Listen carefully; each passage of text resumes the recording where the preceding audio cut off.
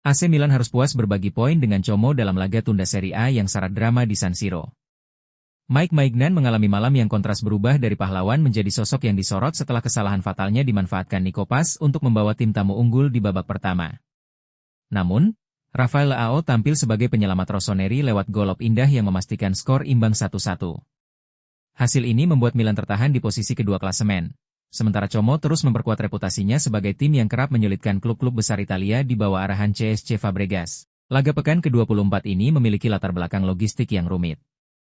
Awalnya dijadwalkan pada 8 Februari, pertandingan terpaksa ditunda karena San Siro dipersiapkan untuk upacara pembukaan Olimpiade musim dingin Milano, Cortina. Bahkan sempat muncul rencana ambisius untuk memindahkan laga ke Perth, Australia, sebelum akhirnya dibatalkan setelah proses negosiasi panjang. Pertandingan pun dijadwalkan ulang 10 hari kemudian dan tetap digelar di Italia. Milan datang dengan kondisi skuad yang belum ideal. Adrien Rabiot absen karena akumulasi kartu, sementara Santiago Gimenez menepi akibat cedera. Ruben Loftus-Cheek dan Christian Pulisic belum sepenuhnya bugar dan memulai laga dari bangku cadangan. Kabar baiknya, Leao dan Ardon Jashari kembali ke starting 11. Como sendiri datang dengan kepercayaan diri tinggi usai menyingkirkan Napoli di Coppa Italia untuk melaju ke semifinal. Meski performa liga mereka sempat tersendat, Fabregas tetap berani mengambil risiko. Tanpa Alvaro Morata yang terkena sanksi serta absennya Assane Diao dan Eduardo Goldaniga, Nico Paz dipercaya bermain sebagai false nine.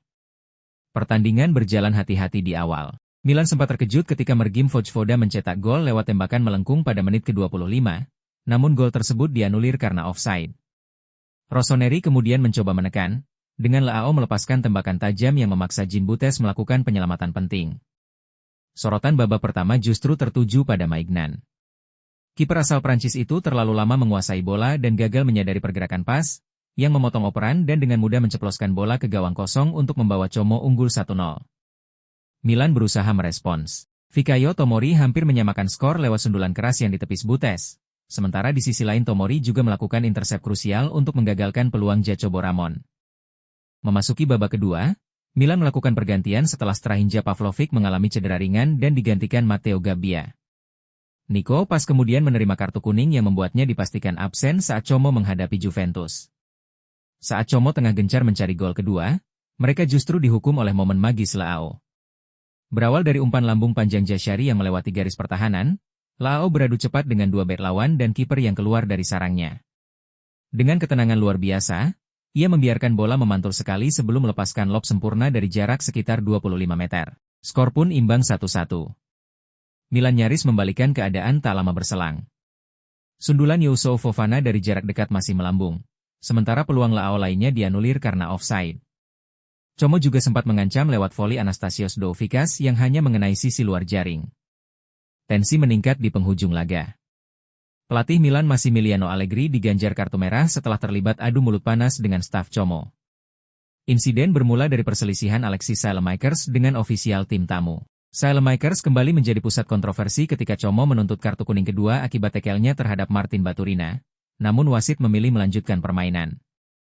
Laga pun berakhir imbang 1-1 hasil yang terasa adil bagi kedua tim, tetapi cukup mengecewakan bagi Milan yang tengah berupaya menekan persaingan di papan atas klasemen. Pep Guardiola menyarankan Phil Foden untuk lebih rileks di tengah penurunan performanya belakangan ini.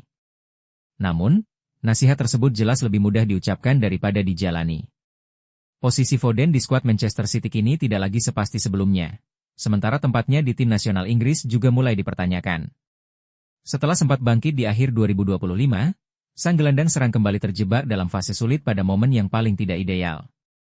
Foden tercatat hanya menjadi pemain cadangan City dalam 3 laga Premier League secara beruntun. Pada laga kedua, ia hanya diberi waktu 2 menit ketika City berupaya mengejar hasil di markas Tottenham Hotspur. Bahkan saat City meraih kemenangan comeback dramatis di kandang Liverpool, Foden sama sekali tidak diturunkan. Kekhawatiran sempat mereda ketika ia mencetak gol pertamanya dalam 14 penampilan saat menghadapi Fulham.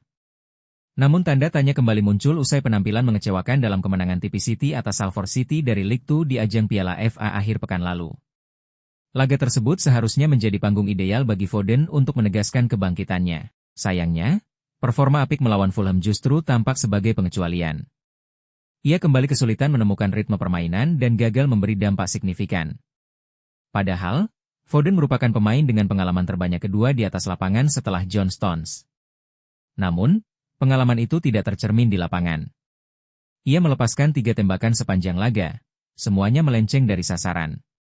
Ketika City hanya unggul 1 gol atas tim yang pernah mereka bantai 8-0 lebih dari setahun lalu, Guardiola memilih menarik Foden untuk mencari energi baru. Keputusan itu terbukti tepat. Penggantinya, Antoine Semenyo, membawa dampak instan, membantu City mengontrol permainan sebelum akhirnya mencetak gol kedua yang memastikan tiket ke babak kelima. Guardiola menyadari sepenuhnya bahwa performa Foden akan menjadi topik utama dalam konferensi pers pasca laga. Namun, pelatih asal Catalunya itu menegaskan tidak ada alasan untuk panik. Saya sama sekali tidak meragukan Phil, tegas Guardiola. Dia hanya perlu pulih sepenuhnya, fokus bermain sepak bola, dan pergi memancing. Dia suka memancing. Saat pikirannya tenang, Phil akan kembali dan dia pasti akan kembali.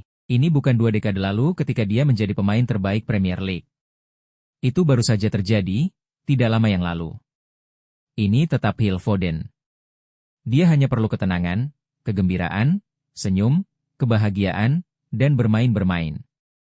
Dengan bakat seperti ini, yang dibutuhkan hanyalah tetap tenang dan lakukan saja. Upaya Barcelona mempertahankan gelar kembali tersendat setelah tim asuhan Hansi Flick menelan kekalahan 2-1 di kandang Girona, Senin malam. Meski tampil heroik dengan sederet penyelamatan krusial, kiper Joan Garcia justru meluapkan frustrasi usai laga, menyoroti rapuhnya pertahanan tim serta keputusan wasit terkait gol penentu kontroversial di menit-menit akhir. Hasil ini membuat Blaugrana semakin tertinggal dari Real Madrid dalam persaingan gelar Liga.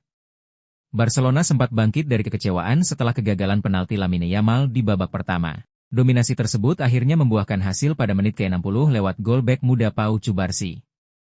Namun keunggulan itu hanya bertahan 2 menit sebelum Girona menyamakan kedudukan melalui Thomas Lemar, yang mengangkat tempo permainan tuan rumah. Garcia tampil gemilang dengan sejumlah penyelamatan penting untuk menjaga Barcelona tetap bertahan. Namun, dengan kurang dari 5 menit tersisa, Fran Beltran berhasil menembus lini belakang Blaugrana dan membawa Girona berbalik unggul. Meski harus bermain dengan 10 orang setelah kartu merah di akhir laga, tuan rumah mampu mempertahankan kemenangan mengejutkan tersebut. Meski menjadi satu-satunya alasan Barcelona bertahan hingga menit akhir, Garcia menolak pujian atas performanya. Kiper berusia 24 tahun itu justru menilai banyaknya penyelamatan yang ia lakukan sebagai indikasi masalah struktural serius di lini belakang tim. Kami memberi lawan terlalu banyak peluang, dan itu terjadi terlalu mudah, keluh Garcia. Banyaknya penyelamatan bukan sesuatu yang positif. Itu bukan hal yang patut dirayakan. Ia menambahkan bahwa tim perlu melakukan evaluasi menyeluruh. Kami harus menganalisis dan memperbaiki diri. Kami punya 1 pekan tanpa laga tengah pekan, itu kesempatan bagus untuk bekerja dengan kepala dingin. Saat kehilangan bola, kami harus lebih agresif memutus serangan lawan di area mereka. Kontroversi memuncak ketika gol penentu Beltran disahkan. Para pemain Barcelona merasa Jules Koundé dilanggar oleh Claudio Echeverri dalam proses terjadinya gol, namun wasit tidak melakukan tinjauan VAR di monitor lapangan. Saya tidak melihatnya secara jelas saat kejadian, ujar Garcia. Setelah melihat ulang, bagi saya itu pelanggaran. Jules lebih dulu menyentuh bola. Yang mengejutkan adalah wasit tidak dipanggil untuk meninjau ulang. Tapi hal seperti ini terjadi, dan kami harus melanjutkan. Cerita bisa saja berbeda jika Barcelona lebih klinis di babak pertama. Dominasi tembakan tak diimbangi efektivitas penyelesaian akhir. Yamal, yang biasanya menjadi pembeda, menjalani malam sulit setelah eksekusi penaltinya membentur tiang usai Dani Olmo dilanggar. Dengan total 27 tembakan, Barcelona hanya mampu mencetak 1 gol. Cubarsí pun menyoroti banyaknya peluang terbuang. Semua orang sudah melihat apa yang terjadi. Kami tidak bisa hanya menyalahkan wasit. Kami juga harus mengkritik diri sendiri. Ini bukan pertandingan yang bagus, dan kami harus memperbaikinya, ujarnya. Kini Flick dihadapkan pada persoalan besar dalam menemukan keseimbangan taktik, khususnya di lini belakang.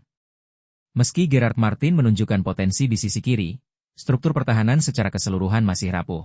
Di sisi kanan, Flick harus menentukan apakah Joao Cancelo atau Koundé mampu memberikan stabilitas yang lebih baik. Dampak derby Catalunya ini memaksa Barcelona melakukan refleksi mendalam jelang laga kontra Levante akhir pekan nanti. Like, komen, share dan subscribe ya. Terima kasih.